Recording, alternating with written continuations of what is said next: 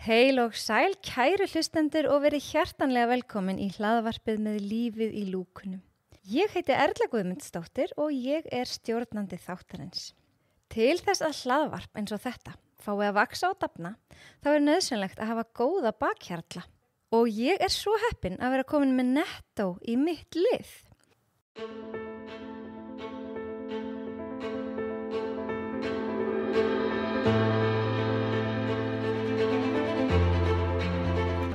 Hjá mér í dag er hann Matthías Arnarsson sem er kýrópraktor og einn af eigendum Kýrópraktorstofu Íslands.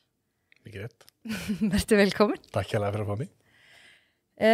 Hvað getur þú sagt okkur um Matthías Arnarsson? Matta? Já, það kallar mér allir Matti nema mamma mín, sko. Hann er svona hataði þannig. Eða verið að skamma þig þegar þú sagt Matthías? Já, hann hefur kannski skammað mig í svolítið langa tíma núna. Kannski þarf að breyta því. Ég er eiginmaður, faðir, 3 barna faðir, 3 stráka faðir, kýrópraktor, brettagaur í grunninn, áhuga maður heilsu og hreyfingu, frekar óvirkur gæi og svolítið erfitt með að... Ofvirkur, ekki óvirkur. Já, ofvirkur. Og bara hef áhuga á að hjálpa fólki og bæta líðan annars fólks og eftir betur getu. Það er ekki. Ég las sem þetta einhvers staðar, hvað var það, að þið langar að hjálpa Íslendingum að líða betur í eigin líkama með hági eða kýrópraktík fyrir unga sem aldna. Já, var þetta ekki á tíðinni hjá okkur? Jú, ég held að. Já, einmitt, það er bara að passa, sko. Þannig að hver er þín svona saga? Þú segist vera íþróttastrákur, en hvar byrjaði þessi áhugi á líkamannum og... Það kom, að kom í rauninni svolítið seint, ég vissi alltaf einhvern veginn þegar við komum upp í menntaskóla árin, þá vissi ég að mér langaði alltaf að hjálpa fólki einhvern veginn og starfa við það og ég ætlaði fyrst að vera í sálfræði, það fór í sálfræði fyrst í Háskólann á Akureyri á sín tíma en ég einmitt fattaði það að ég var ofvirkur til þess að setja á rassinum allan daginn og hlusta á fólk, en ég þurfti að gera eitthvað meira með líkamanum.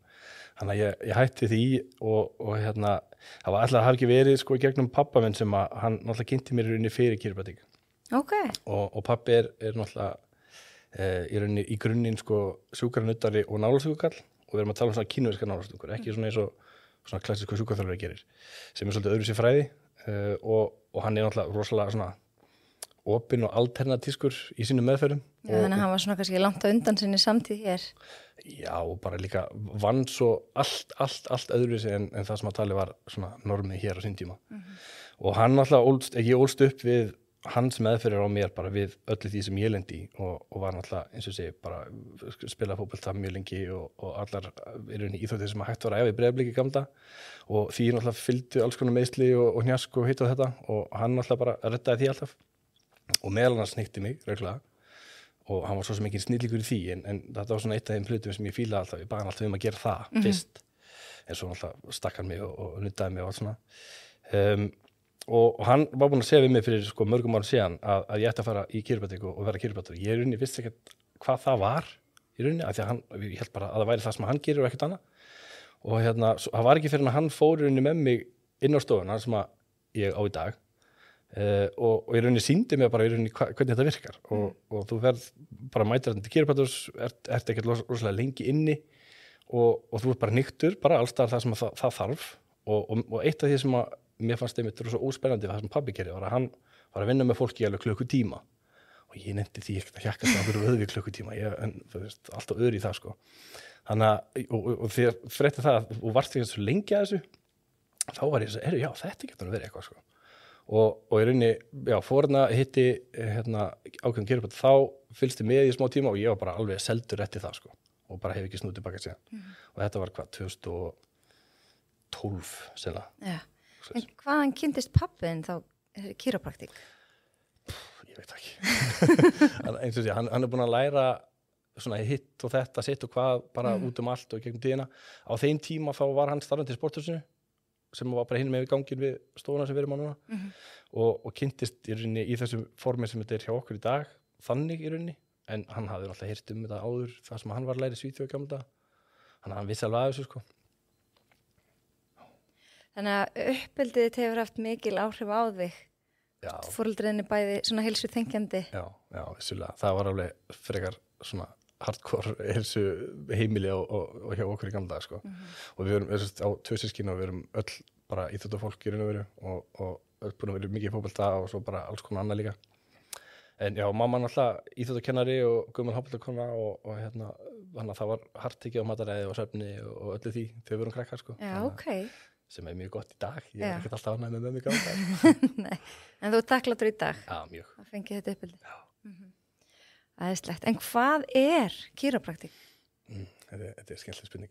Sko, kýrópraktík er í rauninni leið eða meðferðartól til þess að losum spennur í líkamannum sem og mikil áhersla á hrygginn alltaf sem á að losa spennu þar sem er erting í taug og það er það sem við erum að leita af og við skoðum alltaf hrygginn sérstaklega vel og erum að í rauninni leita af þeim stöðum í hryggnum eða í rauninni bara stóðkerfinu beinagrindinni sem að getur verið að búa til spennur, óþægindi, bólgur, stífleika, vöðvaspennu, eitthvað svoleiðis og við reynum að nota það og notum þá alltaf hnykkingar aðalega til þess að leiðrétta það.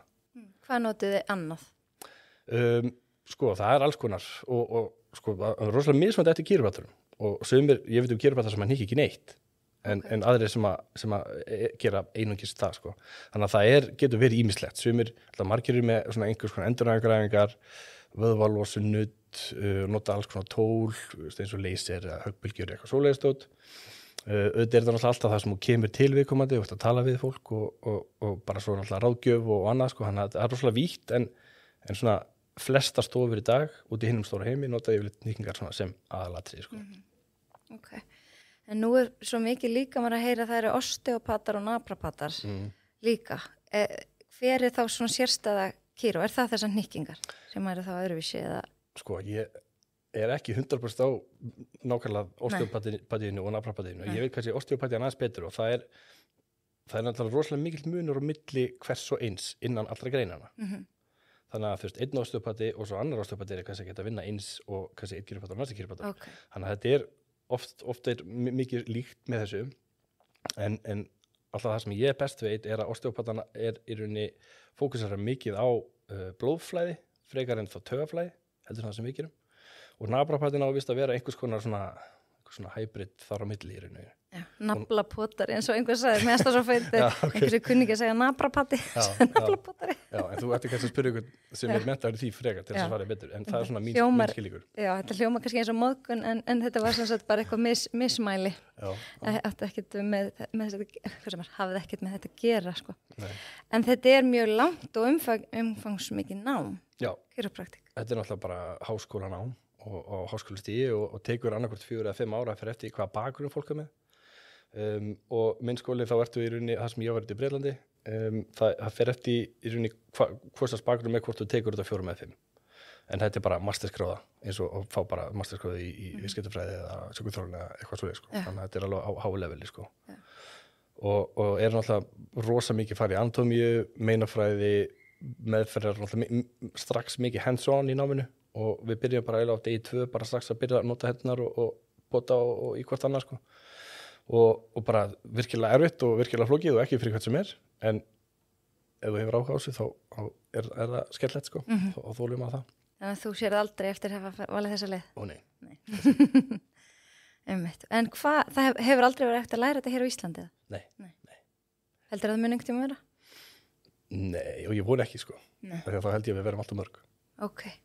Ég held að sé skóli í Noregi sem er verið að byggja upp en hérna já, þetta er hægt á nokkur stöðum í Evrópu í dag og svo í Bandaríkjunum það er svona helstu staðirnir sem fólk er að fara á Íslandi í dag.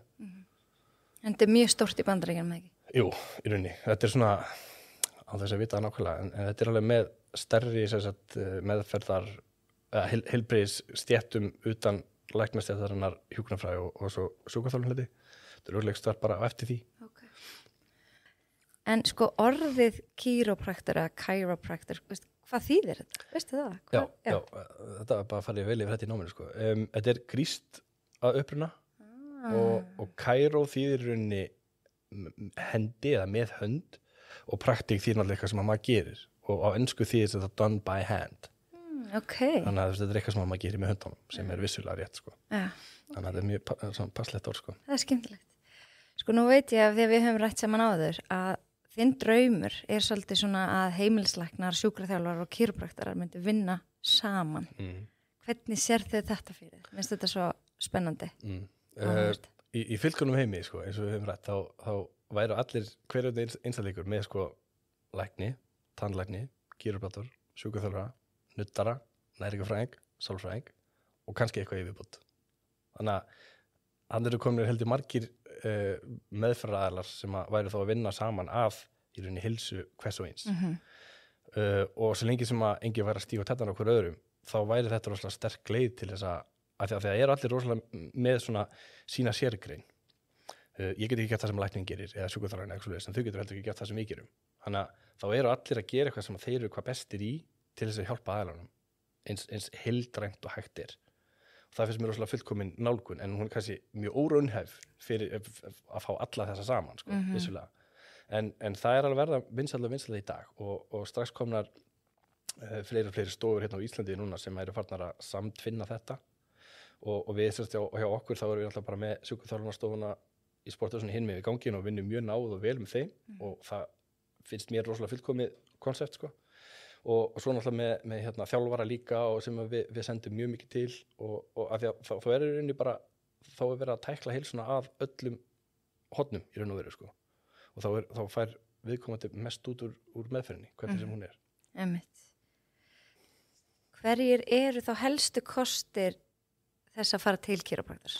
Sko, ég segi alltaf öllum þeim sem að líður ekki vel í sínum líkama og oftast er þetta náttúrulega fólk sem að er í vandræði með stoðið að taugakerfi og það er reyndar sko 80% vestræna heimsins sem á einhverjum tímapunkti eftir að fá í mjóbaki einhverjum tíma, þannig að og þar er við Hvers vegna? Hversu langa tíma höfum við? Að því við sitjum svo mikið það?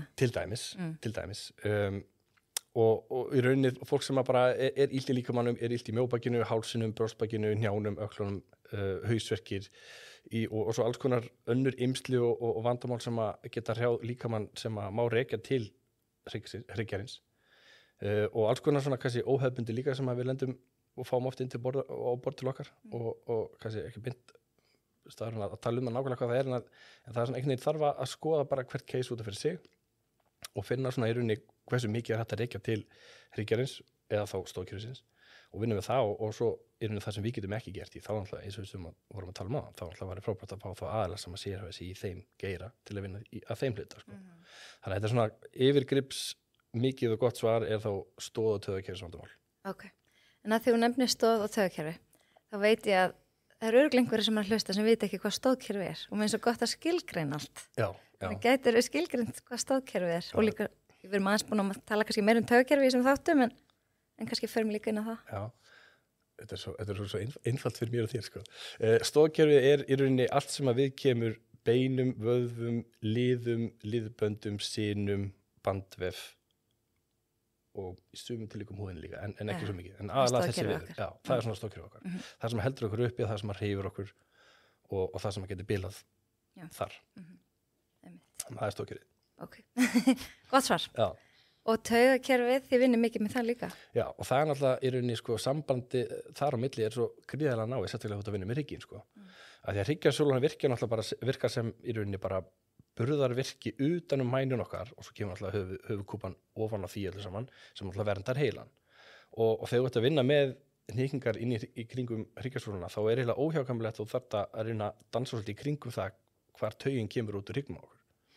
Og það sem að gerist í raun og veru er og það sem við erum, hvað best ég að reyna að vinna með, er að finna nákvæmlega hvaða hryggjarliðir eru þá í rauninni, sko, annarkvæmt fastir, stífir, bólgnir, aumir, undir álagi, of hreyfanlegir, of stífir og reyna að losa það og reyna að leiðir þetta þá. Og það sem að gerist á því svæði þegar þetta á sér stað, þetta er okkur við liðfall á íslensku,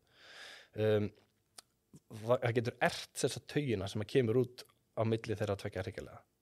Og taugin er náttúrulega það fyrirbæri sem að fer frá heilanum og út síðan í alla vefi líkamans að einhverju leyti. Og er náttúrulega rosalega mikið samskiptatól það og bara er endalaust að senda heilanum upplýsingar hvað er í gangi í líkamanninum hver einstu sekúndu lífsins. Og þetta náttúrulega stjórnar því að ef þú ætlar að fá þér vatn að drekka og grípur á bollan, beygir bísepinn og lyftir öxlinni og drekkur sér vatn, sko. og þetta stjórnar hreyfikjörnum rosalega mikið og fólk finnur oft stóðkjörnum þar að segja og þess vegna finnur fólk rosalega mikið mun á því mest yfir að vinna með það en varandi stjórnina frá taugakerfinu út frá heilanum og sambandinu þar á milli aðeins flóknara og aðeins lúmskara en mér finnst það eiginlega skemmtilegast að vinna með það sko. Hvernig það?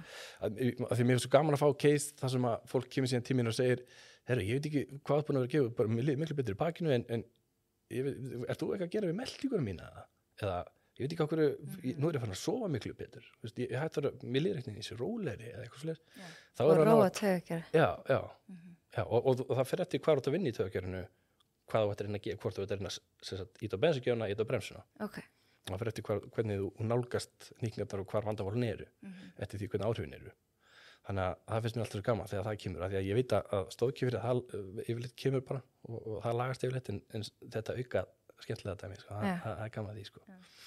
En sko þegar nú höfum við eins og ég sagði hann rætt oft saman og ég hef alveg sagt þér að ég bara hef alltaf verið svolítið smeyk við kýropraktik og ég veit ekki eins og hvaðan þetta kemur sko en það tók mig alveg mörg ár að fara í fyrsta skipti til kýropraktik svo var það ekki bara fyrra, það heit fyrra og ekki síðustu sumar ég held það bara sem þú komst já, og þú bara að senda öll börni inn fyrst einmitt, en þú veist að er ekki samt margir upplifir ekki margir í þessari stöðu alveg bara trekk sko já, og ég heyr líka mikið af fólki sem að þorir bara líka að mæta og af því að það heldur að það sé eitthvað hræðilegt að fara að gera sko. Ég vil eiginlega kenna Arnold Schwarzenegger þetta í hasamyndunum í gamla daga sko. Af því að þú veist, yfirleitt er fólk hrætt við hálsnýkningar en sko leið og ég var bara undantekningarlaust lent í þessu þegar fólk hefur loksins manað sig í það að koma í gegnum hurðinni hjá okkur og koma í fyrst tíma og yfirleitt fólk segir bara hæ, ég heiti Jóni, ég er rosa stressaður eða sigga eða eitthvað og yfirleitt og þá bara tekum að það til greina og bara allt í lagi, við erum ekkert að fara stökkva á það strax í fyrst tíma en í rauninni þegar við erum yfirleitt búin að fara í gegnum allt með fólki búin að greina og skoða og hvað gerir þið til dæmis í fyrsta tíma? Já, ok, það er kannski fínt að byrja því okay. Sko, það sem við gerum alltaf er að við ætlum bara að tökum mjög nána heilsufarssögu og við viljum alltaf bara fá að vita allt viðkomandi frá því að hann fættist líka við og náttúrulega aðalega þá vandamáli sem viðkomandi er að koma inn með ef það er eitthvað svoleiðis og í rauninu bara þurfum að finna út nákvæmlega hvað er búið að gerast og af hverju það gerist og hvernig það gerist og hvað er vont og hvað er gott og hvernig virkar þetta svona og af hverju hefur þetta hér og svona og bara í rauninu allt það tiltekið atriði og svo náttúrulega bara heilsuna er að heilt yfir hvað hafa þau lent í, aðgerir, lyf, slís, allt þetta dót, við þurfum að vita allt það svo í rauninni bara tökum við smá skoðun, við skoðum yfirleitt, segjum bara einhver sem kemur inn með mjóbaksverki skoðum mjóbakinn alltaf mjög vel, mjög ámyggjulitana ef það er einhver tauga útföll eitthvað svoleiðis og alltaf rannsökum við það og ef við metum ef við teljum það nöðslegt að taka röntgenmynd þá gerum við það alltaf líka og sem alltaf gefur okkur þvílíkt mikið upplýsingum og eftir það þá alltaf getum við metið svolítið ástand viðkomandi upp á það að gera hversu mikið við komum til þarf að gera og hversu mikið við þurfum að gera, hvað ofta þurfum að hittast og annað og hvar við þurfum að hnykkja og vinna í. Og það getur farið rosalega mikið tími í það og er bara mikla pæringar á að finna nákvæmlega hvaða liður er bilaður, hvernig hann er bilaður, af hverju hann er bilaður, af hverju hann ekki bilaður og hvaða lið á ég að láta í friði, sem getur verið gríðlegt öryggisatriði, sko. Og í rauninni út frá því náttúrulega yfirleitt pröfa að hnykkja bara satt í fyrsta tíma, gerum yfirleitt frekar lítið og svo hittumst við reglulega og reynum að finna út nákvæmlega bara fá árangur og láta fólki líða betur og yfirleitt þegar við erum búin að fara í gegnum þetta ferli og þegar fólk sér bara stöðun á sínum einn hrygg bara ok, þessi greinilega skakkur hérna, þessi situr alltaf framalega eða hvernig sem það nú er þá er yfirleitt fólk alveg tilbúið að pröfa þetta og fólk heldur líka ofta að ég sé að fara snúa upp á hausin hana nefið enda hérna lengst til vinstri eða eitthvað svoleið sko. en þegar öllur á botni hvort þá er þetta mjög nákvæmt og mjög svona gentle á ensku og oftast við byrjum alltaf þannig og svo bara ef það hreyfist ekki nú vel þá bara bætu aðeins í bara reynum að finna einhvern veginn öðru leið til þess en rosalega margir eru bara leiðum að búin að losa þá bara, þetta var ekkert mál þetta var ekkert svo slæmt þannig að þetta er svona bara fyrsta skrefið í að komast í gegnum fyrstu meðferðina þá er yfirleitt opnast þetta alveg sko. Sko, ein af ástæðunum fyrir að ég var svona lengi að prófa þetta var að ég var svo mikið sko að alltaf að hugsa mér fannst þetta svona vera skyndilausn og ég veit að rosa margir hugsa það Ég var meira svona að hugsa ég fór frekar í sjúkraþjálfuna því að það var kannski, mér fannst vera svona að finna rótvandans og vinna með það, en svo finn ég bara núna því þið eru alveg að gera það sama bara annan hátt, þess vegna vinnur þetta svo vel saman. Akkurat. Stundum hendar kannski sjúkraþjálfun betur og stundum kíró betur, er það ekki bara þannig? Algjörlega, og hérna eins og sagði áðan, sko, ég er rosalega góður í ykkur einu, en svo finn ég að svo er eitthvað annað í gangi líka sem að ég er ekkert rosalega góður í og næ ekkert yfirleitt árangri með eða ég er bara ekki með tólin í það, þá er náttúrulega bara geggja að fá einhvern annan sem er góður í því, vinna saman, sko. Og skyndilegst það er góð pæling hjá, sko, því að ef við myndum ekki einu sinni, þá er þetta skyndilegst. En þá segja á móti, ferð þú einu sinni í rættina? Nei. Og þetta komið orðin brún á heilsu? Nei, þannig að við runni það er bara svar þeirri spurningu, sko. En þetta er náttúrulega bara snýst að það fer algjörlega eftir umfangi hvers og eins. Sumir eru náttúrulega komið til okkur með 30-40 ára gömul vandamál, sko, og þá náttúrulega eru væntingarnar allt öðru sem heldur en einhver sem að þetta er á rassinn aðeins í svelli og bara annars heilsuraustur aðili og þá nær maður því fólki bara mjög hratt og örugglega bara á aftur rétt ról. Þannig að það er bara mjög einstaklingsbundið, sko. Er þá rosa misjafnt hvað fólk er lengi hjá okkur? Og bara hversu mikla meðferð maður þarf, sko. Eftir, og algjörlega, sko. En þú talar að hryggurinn væri svona það algengasta svæðið. Hvað myndir þú segja væri svona á eftir því? Hausverkir náttúrulega. Sko, ertu að minna hvað er líkamannum með það? Já. Sko, axlir. Algengustu ástæðan fyrir fólk kemur. Já, axlir, tennisolbogi, úlliðir og svo fætur, stundum hnén náttúrulega líka og svo mjaðmir og mjóbak náttúrulega, þetta er mjög tengt, sko, það er eiginlega sama fyrir mér, sko. En bara í rauninni stókkerfið sjálft, sko, og fólk sem kemur til okkar og þeim er illt í öklunum eða illt í úlíðunum eða það var einn bara sem kom til einhvern stofu í gær sem var bara að dreipast í úlíðunum báð minn og hann að það er alls konar, sko, og það má alveg hnykkja liðina, útlímina alveg eins og rygginn sjálfa og hérna svona aðeins öðruvísi nálgun sem maður fer í þar, af því að það er engin taug sem er líka þar nálægt, en þau bein geta alveg skekst og snúist og það þarf að lirta þau alveg eins og rygginn, sko. En kemur einhvern til þeim og þú hugsa bara, nei, ég ætla ekki að hnykkja þig. Og oftast líka bara, ég ætla ekki að hnykkja þetta svæði. Einhver sem kemur til mig með rosa mikið slit í hálsinum og sérstaklega ef það er ekkert að trufla viðkomandi, það er bara, ok, ég ætla ekki að fara þarna inn, sko. Og það kemur rökkumyndin svo rosalega sterk, sko. Og ég hef alveg lent í því að ég hef verið að skoða einhvern viðkomandi og hugsa með mér, ok, þetta er örugglega L5 sem við þurfum að hreyfa. Svo tökum við mynd, þá er kannski bara eitthvað allt annað í gangi þar og eitthvað sem er alls ekkert sniðugt að hreyfa við, sko. L5 er sérst einna hryggjarleiðunum? Já, kannski gott að nefna það fram. Það er sérst neðsti hryggjarleiðurinn í hryggsúlunni, sko, sem situr ofan á spjaldhryggnum.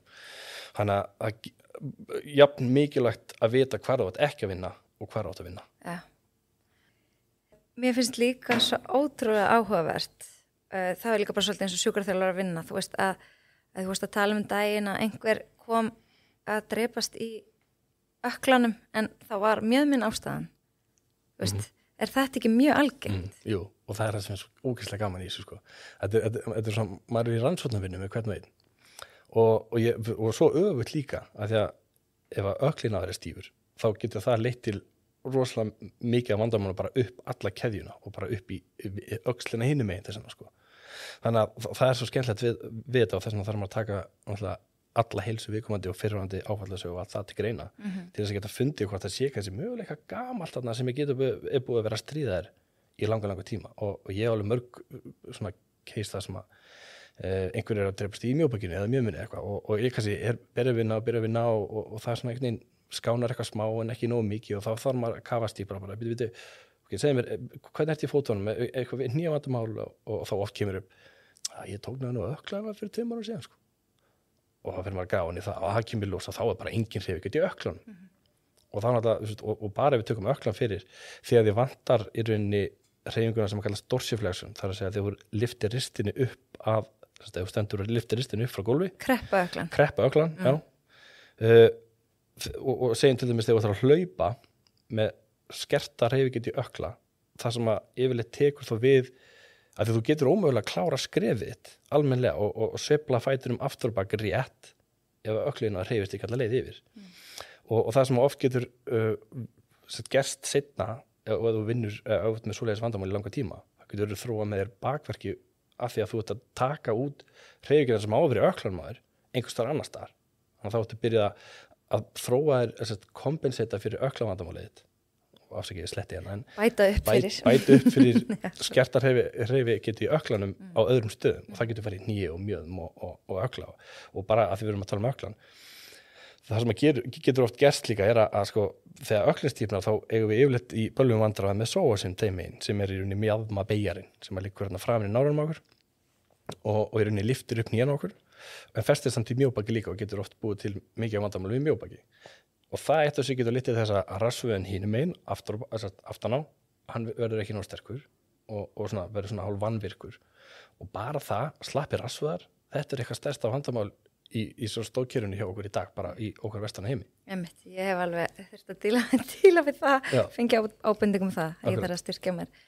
Gluteus medius og maximus. Medius og maximus og alla glútana bara, sko. Þeir eru 3. Þannig að bara, þeir þurfa allir að vera sterkir og góður og auðvitað þurfa allir vöðvar að vera svona sterkir en svona, fólk getur þróa með sér alls konar vöðvamisræmi út allt hér og þar, sko. En eru þið þá með einhverja leiðbeiningar sem fólk fær heimaverkefni? Já.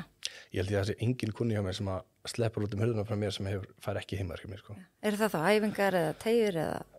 Bara allavega, sko. Æfingar, teygjur, bæði saman, hlutir sem að fólk þarf að gera í gegnum daginn, fólk þarf að hreyfa sig kannski líka betur og þú veist í staðinn fyrir að beygja bakið sitt, halda því sterk og beinu og hérna þarf að læra svolítið á sinn eigin líkama upp á það að gera að geta framkvæmt hlutina sem það vil gera sem að líkami getur gert svo fólk sé nú ekki að fara fram á sér sem er skelfilega algengt og þannig er rauninni verða meðslinn til, sko. Þannig í hinum fullkomna heimi hvað myndi við þurfa að gera til þess að þurfa aldrei að leita til sjúkraþjálfara, kírópraktors neins, þú veist, til þess að líkaminn okkar stóðkerfi væri bara 100%? Sko, þetta er svo stór spurning bara. og þetta getur spurt hvern og einn bara í rauninni þessa spurningu og þá kemur svipuð svör hjá öllum, sko. Við þurfum alltaf bara að sofa rétt og við þurfum að hreyfa okkur reglulega og við þurfum að hreyfa okkur á þann hátt sem að við þolum og getum okkur finnst gaman og við nennum og við þurfum að gera engin annar fyrir okkur. Við þurfum að borða rétt og þú veist, rétt er náttúrulega mjög yfirgripsmikið orð, þannig að ég ætla ekki að segja hvað er rétt frá hann. Við þurfum að passa upp á andlega líðan og við þurfum að fá að hafa gaman og við þurfum að okkur þarf að líða vel og við þurfum að í rauninni bara sinna öllum þessum hlutum, sko. Af því að þegar það gerist ekki, þá byrjar bara eitthvað að bila. Það endar yfirleitt þannig. Þá er kannski bara rökréttast að spyrja næst, hvað er heilsa fyrir þér? Já, sko, fyrir mér er heilsa segjum sem dæmi aðili sem að er svona, við segjum bara svona medium heilsusræstur fer út kannski og lendir í einhverju vandræðum, dettur á svelli en er samt snöggur að jafna sig kannski 2 daga, lendir ekki einhverju vandræðum með það og engin eftirköst það er líka með fljótur að jafna sig náttúrulega, þannig að aðlagast og bara svona adaptability dæmi, við ferum út í það einhver aðili sem að fer og hefur gaman á föstudagskvöldi fær sér nokkra kalda og svona finnur fyrir því daginn eftir kannski eitthvað smá en er fljótar að jafna sig er ekki útslegin í 3 daga það finnst með sterk heilsa að líkaminn sé sterkur að komast yfir hluti einhver sem að lendur í sefurilla eins og við gerist hjá okkur öllum dagurinn kannski eftir á er ekkert ónýtur skilur, við líkaminn okkar virkar samt sem áður þó við lendum í einhverjum hnjaski þannig að í rauninni og það er það sem Chiropractic snýst svolítið að reyna að styrkja líkamann innanfrá þú veist, inside out eins og við tölum sko, ekki outside in þannig að og sko, þannig að það í rauninni skiptir ekki máli hversu vel þú sefur hversu hreint þú borðar, hversu oft þú hreyfir þú ert samt heilbrigður það fyrir mér er mikil heilsa ekki það ég mæli með því þú veist, en lífið gerist bara já, akkurat fólk sem að lendir í einhver hnjaski en samt þú veist, það skemmist ekki lífið, það kemst yfir það finnst mér heilsa mér finnst heilsa í rauninni bara frelsi til þess að gera það sem þú vilt gera án þess að þú þurfa að gera einhverjar varu og ráðstafanir taka frí daginn eftir að þú veist að þú ert að fara á skíði eða bara, ég veit ekki eitthvað sko að þú getur bara farið út og við getum farið hérna að labba upp Esjuna bara klætt okkur skó og bara drífa okkur og lendi ekki niður vandræðum þannig að þú getur bara gert nákvæmlega sem þú vilt og svo finnst mér náttúrulega velíðan líka partur af þessu og ef okkur líður vel og hérna getum við talað andlegt, líkamlegt, allt þetta dót sko, þá hljótum við að vera að gera eitthvað rétt sko hérna, en samt, svo annað sem ég vil bæta inn í þetta líka og þess að vera eitthvað rosa svartsýn sko, svo hefur maður heyrt af fólki líka sem að kannski myndi kannski vera að kalla frekar heilsuraust og kannski ekkert mikið af þannig séð og bara sinni heilsunni sinni ágætlega fer síðan til læknis út af einhverju einkenni eða eitthvað og allt í hennu bara komið hörku kransæðstífla eða fólk sem að rétt svo bara klæddi sig í sokkan einn morgun og svo bara sprakk út eitthvað svakalegt brjósklos stundum gerir þetta ekkert bóðu undan sér þannig að maður veit ekki alveg svona, það getur alltaf hægt að finna nákvæmlega af hverju hlutinni gerast. Ertu að meina að það voru kannski engin rauð flögg á leiðinni? Já, akkurat, fólk var ekki með einkenni fyrir einu, fólk sem dettur niður dautt eftir allt í einu bara hjartáfall sem alltaf bara hræðilegt þegar það gerist en það samt hægt að láta tjekka á sér, láta skoða sig og svona þetta svona ákveðin fullvissa sem að ég vil að við séum duglegir í og þannig að í rauninni bara við séum að grípa hlutina áður en það gerast bara fyrirbyggja í rauninni þannig að það finnst mér stór partur af þessu og í rauninni fara að láta skoða sig áður en að hlutinni vera slæmir til þess að koma vegferð að við lendum nokkuð tíma í einhverju en þetta getur það alltaf gest sko. Þannig að kannski annar púlið það en hvað það var sko. og vera bara viss það að þú sért í lagi og líða vel og vera viss það Þú hefur verið með alltaf skemmtilega fræðslu bæði á Instagram og Facebook svona alls konar og þú veist að tala streitu og það finnst mér náttúrulega bara svona rauði þráður í heilsuleysi landans finnst mér svolítið vera streitan og þú talaður að streita væri eins og vasklas Já Ég myndum okkur að við setjum vasklas undir krana bara inn í eldhúsi hjá okkur og það kannski ákveðið yfirborð í vatninu og þess að í glasinu og yfirborð vatnsins kannski levelið á streitunni og undir krananum þá dropar ofan í vasklasi hægt rólega því að kranin billar, við þurfum að pípar alltaf og sko það sem við þurfum að gera til að passa það að vasklasi okkar fyllist ekki alveg en alltaf við þurfum að drekka vatnið úr að hella vatnið úr einhvern veginn og það alltaf fer eftir hversu hratt að dropar ofan í hversu hratt glasi fyllist í svona veru sko Þannig að það finnst mér mikilvægt að við séum meðvitað það að við séum að gera nógu mikið hlutum sem að eru létt á streitu og láta okkur líða vel versus streitu valdarnir okkar og það þarf að vera ákveðin balans þar á milli og auðvitað það mikið af fólki sem að leita til okkar alltaf bara að díla við nákvæmlega það vandamál kulnun og streitu og vöðvabrugg út af því og meltingarvandamál út af því og alls konar sko. Þannig að maður kannski líka sér við það og maður þarf bara einhvern veginn alltaf að vera meðvitað hversu hratt að drópa í glasið okkar að því að smástreita góð við getum ekki komast í gegnum lífið að hafa smá streitu og þannig virkar lífið sko. Og streita náttúrulega eitt og sér náttúrulega eðlilegt viðbragð líkamans en við erum svo frábærið því að hugsa rosalega vel og mikið að við erum bara ekki nógu góðir að slökkva á henni og við erum vita það hvenar streitan ekki eitthvað sem við þurfum að hugsa og hvenar ekki og það mjög öll fyrir okkur að segja það núna hérna, sko.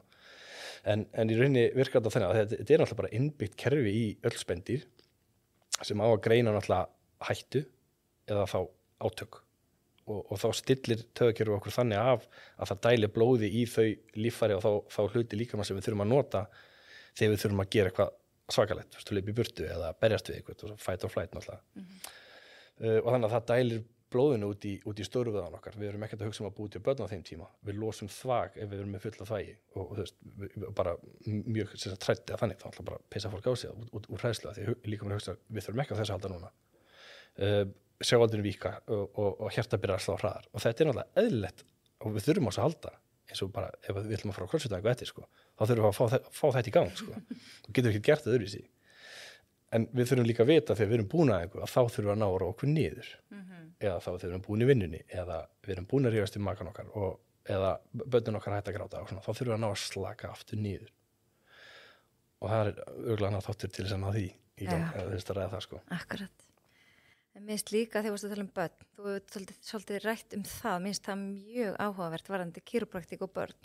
Þú átt nú einn lítinn eða þú átt þrjá fallega drengi. Já. Eitt svona sem pínulítill og þú byrjaðir að hnykkja hann bara þegar hann var bara nýfæddur. Já, ég held að Allir þrjá kannski? Nei, ég kunni ekkert að hnykkja með elsta, sko. Nei. Ég var ekki búin að læra þá. En hinni tveir, klálega, ég held að við liðið kannski svona 10 mínútur eftir að þeir fæddust. Og þá kíkti ég bara og skoðaði og það var eitthvað smá. En þeir eru náttúrulega, kona mín er svo æðislega að fæða börn, þannig að það væri leikt að þeim, sko. En hvernig sérðu það á nýfæddu barni? Bara alveg eins og ég myndi finna á þér. Ja.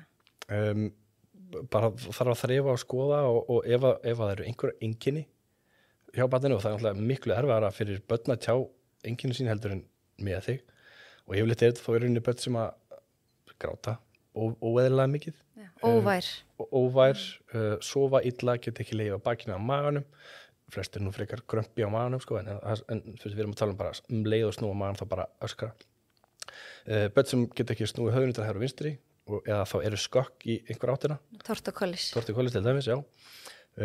Og oftast er þetta líka krakkar sem að hafa átt erfiða lífsreynslu að koma inn í heiminn og bara þess að fæðingin hefur verið átakamikil og svoleiðis, og ég vil eitthvað segja, sko, eins og konur sem að fara óléttar hjá mér og eru óléttar hjá mér, og að ég vil alltaf fá að kíkja á barnið og sérstaklega að verður einhvers konar inngrip í fæðinguna og bara til þess að hvort það sé allt í góð.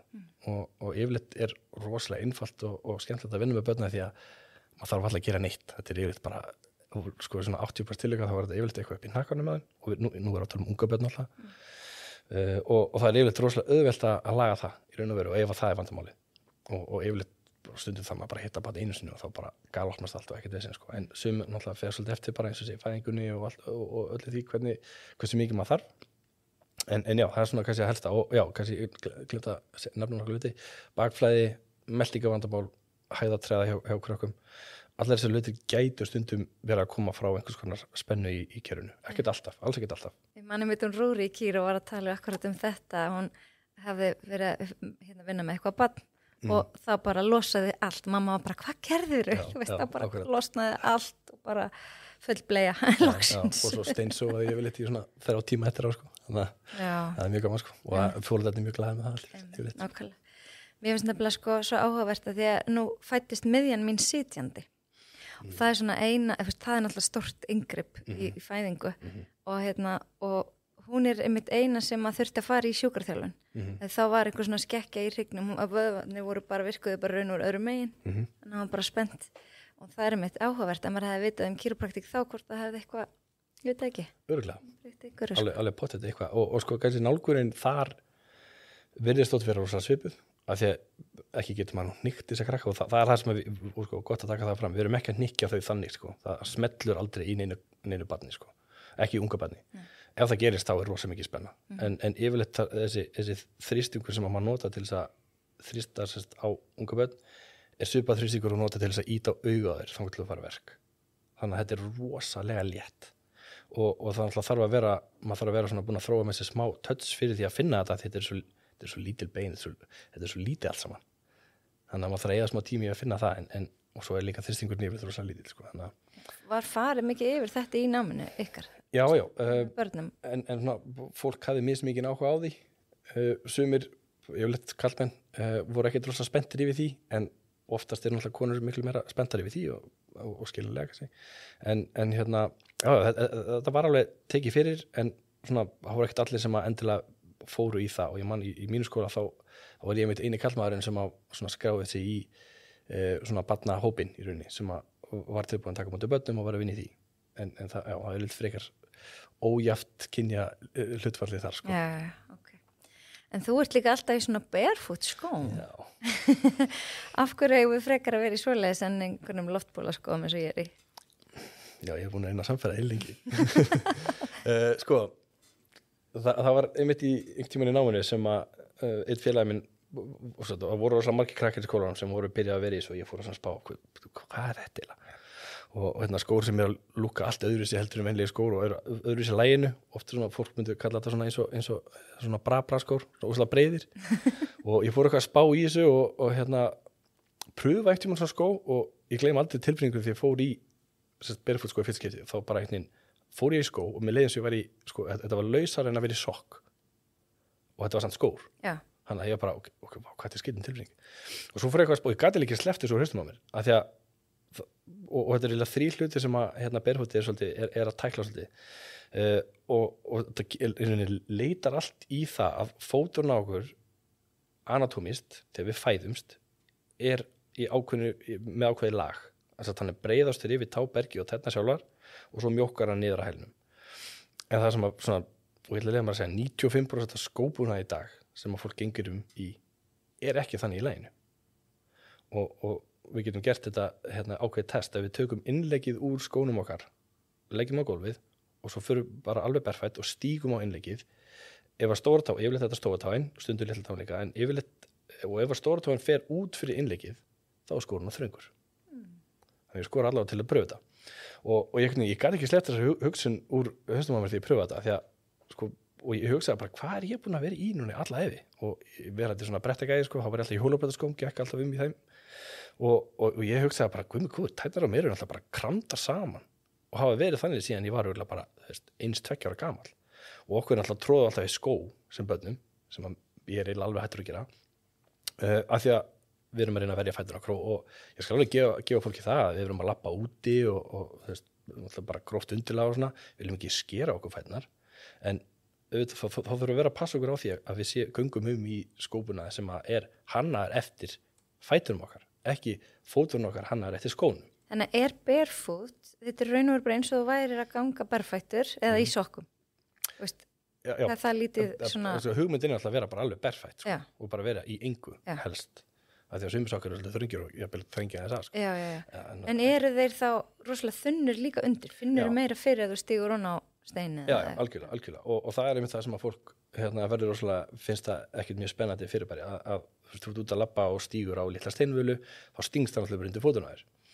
En fóturna okkur á alveg að vera það sterkur að þola og við eigum að reyna að geta nota litlu fótana sem eru undir ylina okkur til þess að geta lyft þá kannski bara stóru tonni og fært þyngdina yfir á litlu tonna bara á meðan ef að það gerir, sko. En svo er þetta líka bara svo mikil örvun fyrir marga að þegar þú fær allt í hennu eitthvað stingst upp undir fótuna þér, það er svo mikil örvun fyrir fólk að þeir finnst það bara vont, en það á ekkert að vera vont. Nei. Og við eigum alveg að geta labbað á svona semigrófu undirlegi án þess að þurfa að bara, detta niður af því að það er svo vont, sko. Og nú er ég ekki að tala um að labba á glerbóta með eitthvað svoleiðis, en við eigum geta labbað í sandi, kannski lúmst grófri möl, á grasi, móa, á þess að þurfa að fá verk í fæturnar, bara því að skynjunin frá líkamannum, frá húðinni og nemunum undir illunum á okkur, hún á bara að vera í lagi.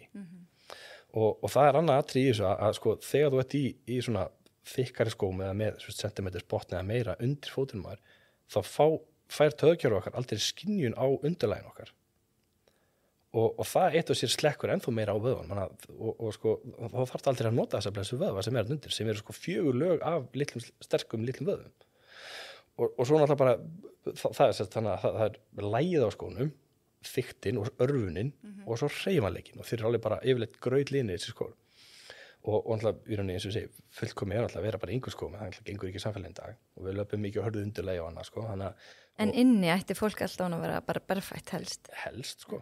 Man er svo í Bretlandi og Bandaríkjunum með fólk alltaf í skónum inni, ég hef aldrei skilið það. Já, þetta er verið skelfilegt. Já, táfélag maður. en það er einmitt málið sem ég fatt ekki alveg, sko. Hann að þegar ef þú setur fótinn inn í þetta form, þá þarf hann aldrei að gera neitt. Af því að skórinn yfirleitt sér alla vinnuna.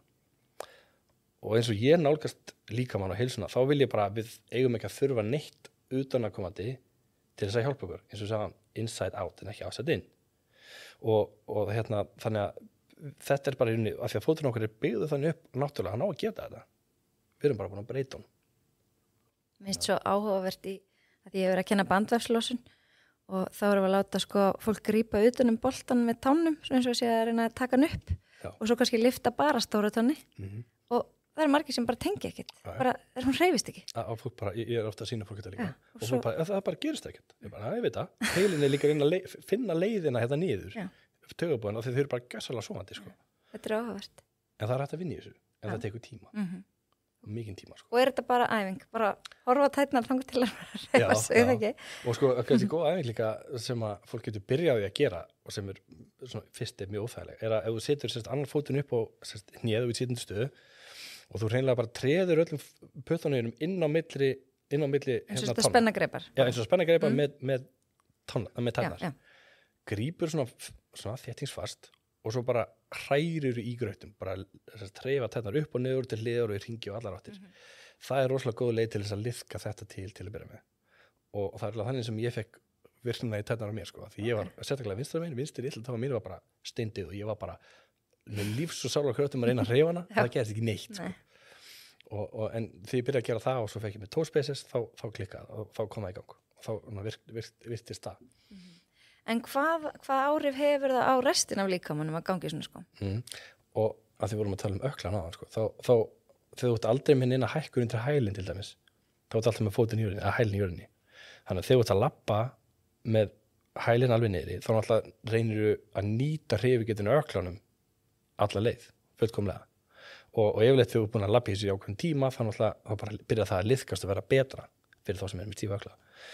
Maður þarf að gera það eins og sé, og maður þarf að gera rólega, eins og sé, og ef að ég myndi biðja einhvern sem er kannski 35 ára gamall og aldrei verið í berfútskóm, segja þeim að labbi í þessu kannski heilan dag, sá þess að við myndi fara úr skórum eftir 2 tíma.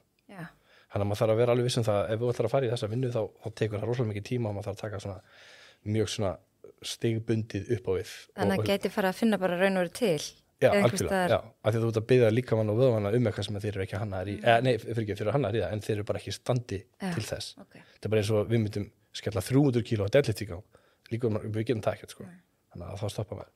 Og bara það að ökla hreyfigetan kom í gang, það getur síðan opnað fyrir miklu meiri hreyfigetu uppkeðjuna líka. Þannig að margir sem hafa verið með vandamál með hné eða mjaðmir eða jafnvel mjóbak og byrja síðan að virkja á sér fæturnar. Þá er margt annað sem að kemur svona fylgjum bara með óvart sko. Af því að þá lóksins líka menn að gera bara það sem hann á að vera að gera sko. Laga sig sjálfur og vinna náttúrulega. Yeah. En ég heyrði líka einhvers staðar að þú sefur ekki með kodda. Er það rétt? Það er reyndar ekki rétt sko. Ég sef alveg með kodda. Kannski var þetta bara einhver ýkt saga, maður hefur alltaf verið að krydda eitthvað. Já. En hvað finnst þér þessa mismundi, kodda? Það fer algjörlega eftir í hvað stöðu þú sefur. Auðvitað, já. Þannig að ef þú ert aðeins sem að sefur á hlið, þá þarftu kodda sem að heldur höfðin á þeir beinu og getur maður bara hort á sjálfa sig að fengið einhvern annan aðalega til þess að horfa á sig ef þú liggur á hlið og koddin á að virka þannig að það kemur stuðningur undir hálsinn á þér, þeim einn sem þú liggur. Þú þarf náttúrulega að vera með öxlin á réttum stað líka og það náttúrulega fer eftir hvernig rúmið og koddin vinnur saman. Ef þú ert í stífu rúmi þá þarf þetta yfirleitt hærri kodda. En ef þú ert í mjúku rúmi þá getur þú þurft aðeins að læri kodda og svo fer eftir hvað taxlabreiður eða svoleiðis sko. Þannig að það er ýmislegt sem það þarf að gera en þú ert í rauninni ættir að vera með rétta kodda ef að bara miðjan á höfðinu lænast upp við milli herrablaðana, brjóstbaki okkur milli herrablaðana og ef það er beinlína þar á milli og stuðningur undir hálsinn þá er það rosalega ætti það að vera góð koddi fyrir eitthvað sem að segja á hlið. Einhvern sem að segja á bakinu hins var gæti til dæmis sleppt koddanum sín. Sérstaklega ef það er svona frekar mjúkt rúm þá yfirleitt ætti það alveg að vera nóg og ef það kannski er fullt gróft fyrir fólk þá þurfum við bara eitthvað lágan lítinn kodda sem að rétt svo stiður undir í rauninni sveigina aftan í hálsunum okkur þannig að það þarf frekar lítill koddi sko. En svo þurfum við ekkert að vera að tala um hvernig maður sefur á maganum, maður á ekkert að vera að gera það. Nei, á ekkert að vera svo á maganum? Nei, það er ekki sniðt sko. Vant verið hvað, hálsinn hálsinn og mjóbaki yfirleitt sko. Og sko ef þú myndir pröfa yfirleitt þú sefur á maganum þá þarf það náttúrulega til þess að geta anda og þarf það að snúa höfðinni ára hver áttina og ef við myndi gefa svona tilraun á þér og láta þess horfa til hægri í svona 80 gráð til hægri heilan dag. Já. Hvernig myndi þið líða þá? Ekki þægilegt. Nei. En samt er ótrúlegt hvað fólk samt fílar þetta sko. Það getur ómögulega verið í neinni annari stöðu sko. En við svona í reyninum yfirleitt að reyna að segja fólki frá því hvað þetta er ekkert rosalega sniðugt að gera þetta til frambúða sko. Og ég líka oft sé þetta bara myndinni eins og á röntgenmyndinni þegar það er að fólk sem kemur inn kannski með hálsvandamál og það er einhvern veginn bara hálsinn virðist allur snúin og allir hryggjarliðin snúi í aðra áttina og þá getur maður oft að sé það bara, sefur nokkuð á magan? Já, það kemur það í ljós. Þannig að, já, og svo stundum var þetta mjóbakjaður ef þú ert mjúkur rúmi og sefur á maganum þá yfirleitt laumast baki í smá fettu og það er yfirleitt ekki þægilegt til lengi tíma. Svo var þannig sko. Svo er annað sem að ég mæli oft með fyrir fólk að pröfa bara, alls ekki sofa þannig en að bara rúlla upp hangklæði og hann verið kannski með ég veit ekki 15-20 cm rúllu, ekki 20 en kannski 10-15 cm rúllu af hangklæði og pröfa að leggja það undir hálsun okkur og liggja þannig kannski bara 5-10 mínútur. Ef fólki finnst það þægilegt þá er það eitthvað sem maður mætti gera reglulega kannski ekki alveg sofa hann kannski. Og hvað gerir það? Af því að það er rosalega oft sem að, sko, að því að líkamsstaðan okkur í dag er orðin hræðileg. Líkamsstaðan? Já, þetta er bara sorgaratriði fyrst mér, sko. Við erum alltaf eyðum alltaf miklu tíma horfandi niður og þannig, aftur komum við aftur að náttúrulegu uppsetningu líkamans. Við erum ekkert hönnuð í að hanga þannig í langan tíma. Alveg sama hvað á í hlut, sko. Og fyrir hverja tommu, eða þessar 2,5 cm sem að höfuðið fer fram úr það sem er talið að vera eðlileg staða, þá ertu henni strax farin að tvöfalda álagið á hálsliðina, neðst í hálsinum og svo herðarnar. Bara svona klassísku vöðubólgu vöðvana. Út af þyngd höfuðsins. Já, sem er yfirleitt svona 4,5 til 5,5 kíló fyrir eftir bara stærð og annað, sko. Ef þú fer 2 tómur fram, þá ertu bara að byrja að fjórfalda og svo 3 tómur þá ertu komin að 6-falda þyngd höfuðsins. Þannig að þessi vefur þurfa að halda þér uppi töluvert meira og undir miklu meira álagi heldur en heldur það sem er eðlilegt, sko. Og það sem við höfum oft séð sérstaklega í hérna á þessum blessuðu röntgenmyndum okkar er að sveigjan í hálsunum á okkur og þegar við eigum að vera með svona sélaga sveigju í hálsunum ef þú hortir á hlið er eiginlega farin að hverfa bara rosalega oft og það er eiginlega algengara að við sjáum fólk sem er með beinan háls eða háls sem að snýr í öfu átt þess að það er að segja sveigjan snýr fram en ekki aftur á bak ekki það nefist í hins eginn, sko og þannig erum við ekki hönnuð og leiðum við farin að hérna, eyða miklum tíma þannig þannig að mun það hafa nú þú fann að laga líka stöðuna eina einmitt, maður bara svona fyrir að hugsa hvernig maður situr einmitt tala um þetta líka því að maður er komið sko þess að margir komið framstæðar axlir og þetta spila það saman og það er það sem að gerist þegar þú veist, ef við erum alltaf að vinna fyrir framan okkur símanum, tölvunni, fólk sem að vinnur í eldhúsi alltaf að skera eitthvað eða bara alls konar starfstjettir sem að eru bara meira og minna alltaf með hlutinni fyrir framan sig í kjöldunni og þá endar þetta yfir þannig að við verðum alltaf stíf í brjóstbakinu milli herrablana, brjóstvöðnir verður alltaf stuttur og stífur og draga okkur fram og fáum við framstæðaraxlinn eins og segir og þannig alltaf bara fylgir höfuðið því allir saman og stundum er þetta bara óhjákvæmilegt að fólk lendir í þessu eins og sumar starfstettir bara verið málum en aðrar en það er einmitt og þess að segja alltaf við fólk að fólk sem er með hálsvandamála að þetta er oft rosalega góð leið til þess að létta á hálsinum og reyna að vinna í því að fá sveigjan tilbaka en það er ekkert eini hluturinn sem við gerum heldur við erum að reyna að vinna með alls konar aðra hluti og þá er alltaf eins og þú segir þá þurfum við að opna þessa brjóstvöða og við þurfum að losa spennun í brjóstbakinu og við þurfum að fá hálsina og hausina á rétta stað og þetta er bara eitthvað sem maður er rosalega mikið að vinna með hjá okkur í dag og er það bara hálfsorglegt hvernig við erum orðin í laginu, sko. Þetta er svolítið svona nútíma vandamál þessi líkamsbeiting líka, sko, líkamsstaðan og eins og við sagðum áðan, við sitjum á mikið, sko við líka með aftur komum að því hvað við erum hönnuð í að gera við erum ekki hönnuð í að sitja langa tíma, sko og ef við hugsum sem okkur sem steinaldamenn þá vorum við örugglega duglegir að bara skotta niður og að taka djúpa hnepi og meðan við vorum að elda eða borða eða eitthvað svoleiðis, sko eða kannski til engin stólar engin stólar gamla, sko en svo er alltaf hægt að gera þú veist, í rauninni ég segi alltaf við fólkið sem að einmitt situr á mikið veist, og fólk segir bara hvernig er best að sitja ég segi alltaf bara besta líkastaðin er næsta líkastaða aldrei vera kjör já og nánast bara, ég segi alltaf bara ég myndi að það sé bara minn jálfur og þú getur bara ekki verið kjör og þú veist, allt í lagi að setja kannski svona í jóðstöðu eða bara eins og rækja, kannski í 5-10 mínútur svo bara eftir farin að breytum stöðu og farin að rétta betur við auðvitað betur að sitja í góðri líkamsstöðu í lengri tíma en svo má líka standa upp bara ef það er hægt og alltaf, ég held að séu lang flestir skrifstofustaðir í dag sem alltaf þetta er fólki sem að situr mest eru komin með hækkalegt borð sem er alltaf bara alveg snill En að standa þá svona kjur lengi er það ekki líka svona ákveði álag? Jú, við erum ekkert gerðið að vera kjur það er málið, sko en það er samt skárra en að sitja langa tíma því að þá er alltaf að nota einhverja vöðva en í raun og veru það er alveg sama hvað á við hlut nema kannski þegar við liggjum og hvíla okkur við erum ekkert gerðið að liggja eða bara hreyfa okkur ekki neitt þannig að það er bara klálega leiðið til árangur sem bara að reyna að vera svona hálf óvirkur og vera alltaf einhvern veginn á hreyfingu, sko og það getur oft verið svona svolítið verða aftur börn? Já Þau kunnu þetta? Já, í rauninni, sko Börn er aldrei kjör, þau eru lítil svo eru við alltaf að segja þeim að kjör Spóðu hvað það er galið, maður og við erum að tróða þeim í skóla þar sem þeim er sagt að sitja á skólabekka úslega lengi og alltaf það sé kannski ekki ástæða fyrir að það er úslega margir með ofverkni í dag og þeir bara ná ekki að losa orkuna þú veist, af því að þeim er plantað í eitthvað sæti og þeir eitthvað reyfa sig. Þetta er bara gali, sko. Og ég heyrði einhvers staðar viðlíkingun það, ef við myndir taka simpansa sem er ávist að vera með 98% sama DNA við, bara svo lífvera í heiminum sem er hvað líkust okkur, og við myndir setja þessa lífveru í okkar aðstæður í dag, sem einhver forritari. Planta inn í einhver inni í skrifstórými, jafnvel í einhver svona klefa sem að þú sérði ekkert í kringu við aðeins þannig, horfur á tölvuskjá allan daginn með gerfi birtuna beint í augun og svo er einhver yfirmaður að segja, við erum að klára þetta hérna, drífið að klára þetta og svona. Sitja þannig 8 tíma á dag, fer heim til þín, sest svo í sófana þegar þú svo þreyttur eftir þetta, horfur á kannski eina bíómynd, farið svo að borða, sitjandi, þetta er allt sitjandi. Hvað heldur að myndi líða langur tími þá þessi simpansi var að fara að kasta skít út allt, alveg kolbrjálaður. Það er ekki langur tími, sko. Þannig að þetta er svona, það er sorglega hvað komið langt frá okkar, svona, hvað segir maður, svona human potential í rauninni. Hvernig við erum hönnuð í að lifa og vera. Hvað getum við gert? Hvernig snúum við svo við? Þú tökulega með betur svör en mér. Nei, í rauninni, þú veist, bara, ég held að fyrsta atriði hjá fólki er bara að vera meðvitað þetta.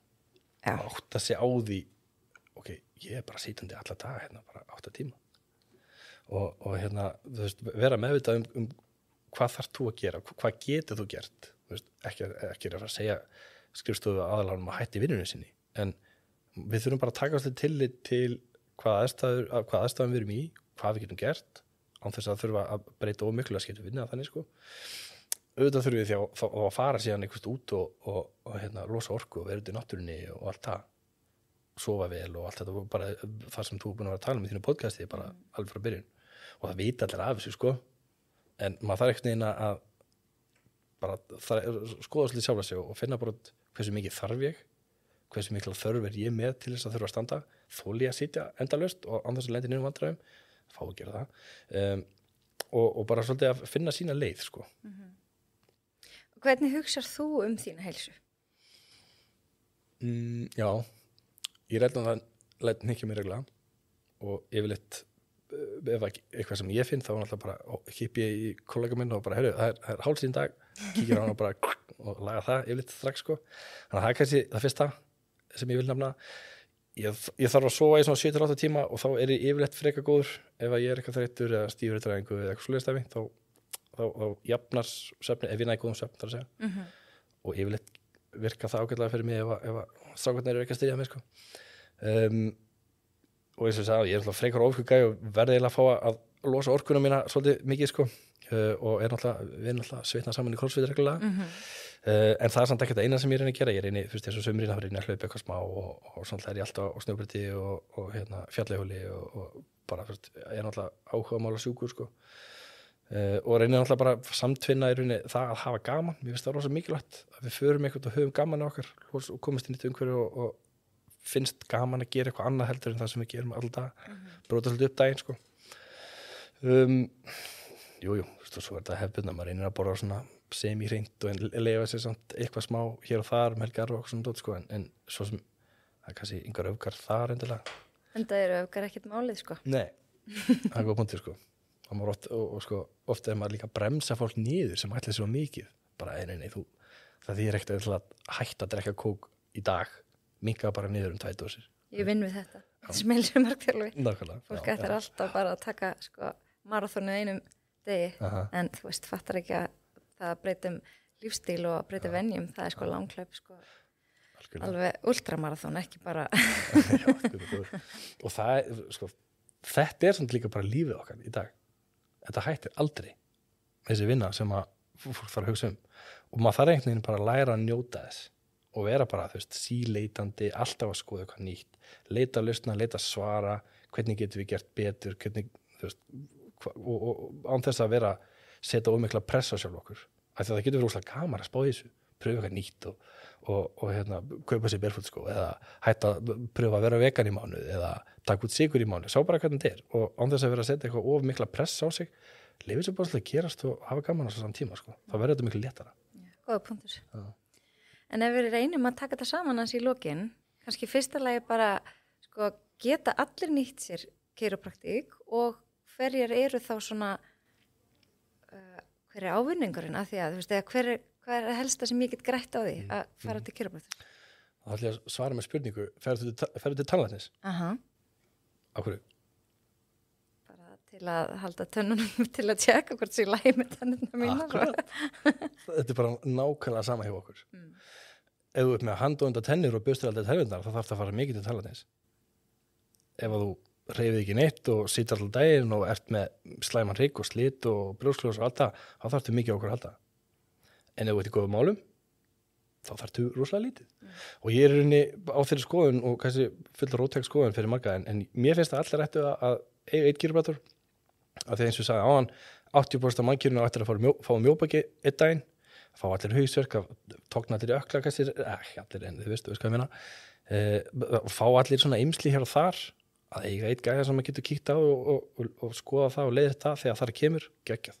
Svo við munum alltaf vilja bara vera í svona reglubundnu eftirliti og bara í svona viðhaldsmeðferð. Yfirleitt er þetta alltaf fólk sem er með krónísk vandamáli eða þá íþróttafólk sem vil halda sér bara alveg upp á 10.